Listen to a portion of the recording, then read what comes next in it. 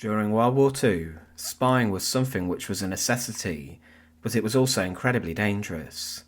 Undercover agents worked with resistance groups all across occupied German lands to coordinate missions and sabotage, but the spies knew that if they were caught, then they faced the ultimate punishment. There were 4 women, for example, who worked with Special Operations Executive, SOE, behind enemy lines in France, and they ended up being executed by them, and they ended up being executed by being thrown into a crematoria alive within a concentration camp. Some of the inmates even remembered their screams as they were thrown in. But during the Second World War, even some German spies landed in Britain, and these, if discovered, were then dealt with severely, and the last man executed inside the Tower of London was actually a German spy named Joseph Jacobs. But what is also surprising is that when things got desperate for the German army, they deployed spies from the ranks of the Hitler Youth, and with this many teenagers were liable, by the Allies, for execution for carrying out espionage and reporting on troop movements. Welcome to the Untold Past. Today we look at 2 cases in which the Allied forces executed teenage spies from the Hitler Youth, and as always, to support our channel, please make sure to subscribe.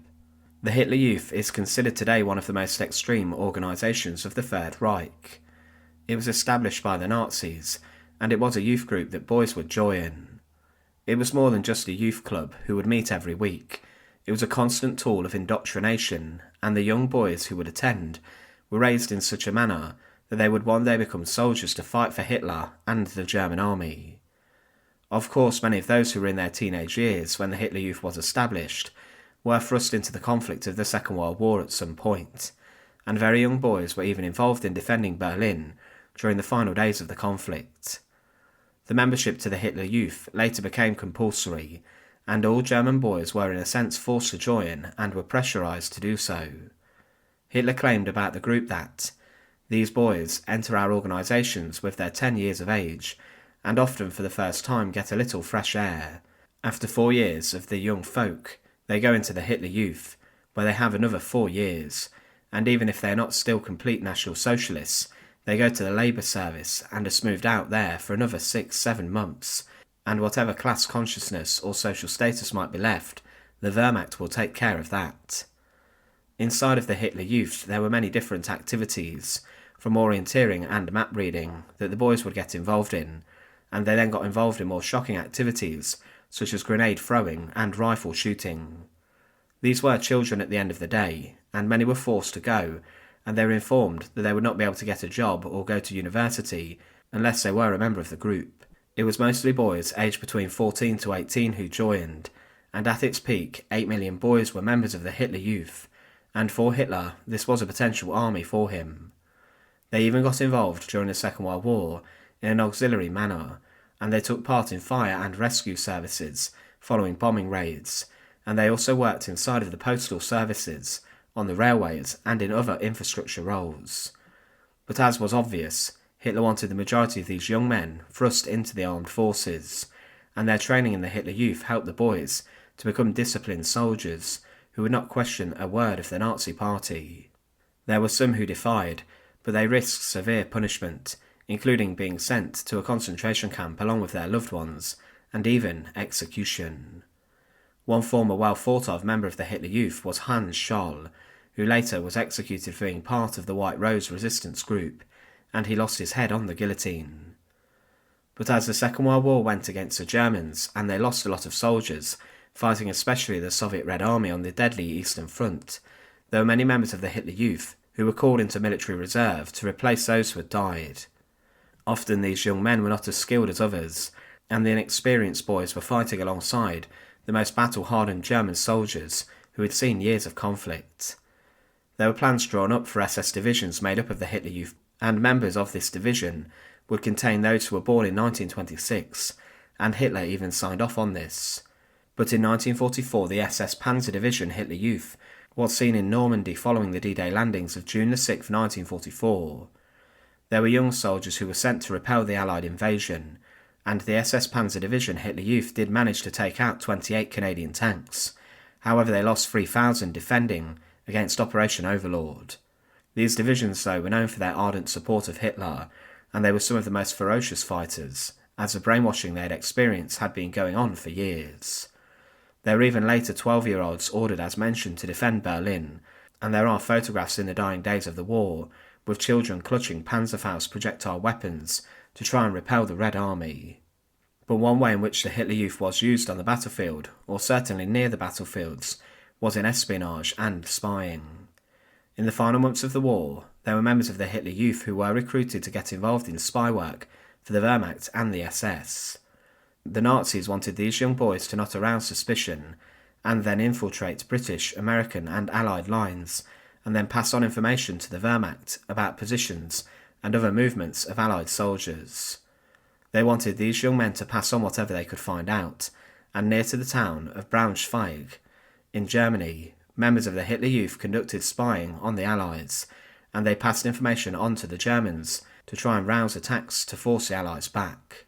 But it wasn't long before the American army realised that they were being spied on, and they even suspected local girls and women for spying and interrogated them. The US military hierarchy also discouraged fraternisation with the local people, in case they would pass on military secrets and information.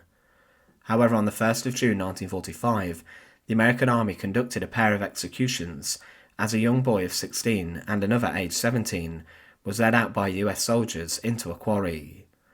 They were then tied to a stake and were forced to face a firing squad. Heinz Petry was 16 years old and Josef Schoner was 17. They had both been captured by the Americans and were suspected of being spies. They had been trained how to shoot and also how to deploy explosives for what was known as a Werwolf secret network, which had been established to disrupt the Allies. Schoner, the older boy, was a leader in the Hitler Youth, and he had been sent to Bergheim with other Hitler Youth members. On the 21st of February 1945, Heinz Petry joined them, and he, along with Schoner, worked close to the front lines, and they were spying on US military, masquerading as normal German boys, and they then informed the remaining parts of the German army what they had found. But it wasn't long before they were picked up. In fact, the next day they were arrested by members of the 9th US Army, close to the town of Bergden. The boys were hiding inside of a foxhole, and were caught red-handed, and they were importantly wearing civilian clothes, and they were not in uniform. If they had any form of German uniform or identifier on them, then this could have saved them, as they would have been treated as a prisoner of war, and not a spy. As they wore civilian clothes, they were dealt with as spies, and were brought in front of a US court-martial on the 29th of March 1945 in Mönchengladbach, and were charged with espionage that was damaging to the US war effort. They were tried before a jury, and these men passed a 2/3 majority in favour of the death sentence, and the US forces wanted to send a message to the German population that they would not put up with people spying on them, and specifically the Americans condemned the two teenagers to remove the poisonous breath of German militarism and Nazi ideology from the face of the earth completely. It was on the 30th of May 1945 that the two boys were moved to Braunschweig detention centre, ready for their execution, and despite appealing for clemency and a reprieve, this was not granted. Heinz Petry, who was 16 years old, wrote a long 6-page letter bidding his parents and brother goodbye the night before his execution. On the 1st of June 1945, Heinz Petry, being the younger of the two, was taken out of his prison cell, and he was led into a quarry by American military policemen and a priest who had been appointed to give him spiritual guidance in his final moments. Petry was secured to a wooden stake against the gravel bank of a quarry, and the policeman tied his arms behind his back, and then secured him to the post and tied his legs also to it. There was no escape for him. Then 12 US soldiers arrived from the 9th Army with their rifles by their sides, and they were stood not too far away from the target, and the commander in charge of the firing squad told his men to ready. They raised their rifles and shot straight into the 16-year-old Heinz Petry.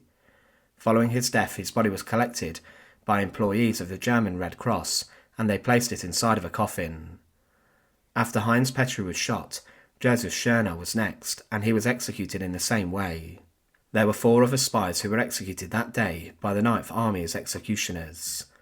The executions did not go by without controversy, as many believed that due to the age, the 2 boys should have not been executed and should have been spared. The boys were then buried in a nearby cemetery.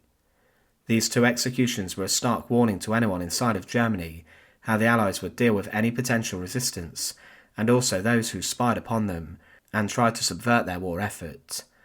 The US soldiers wanted to send a message, and by executing a 16-year-old and a 17-year-old they certainly did this.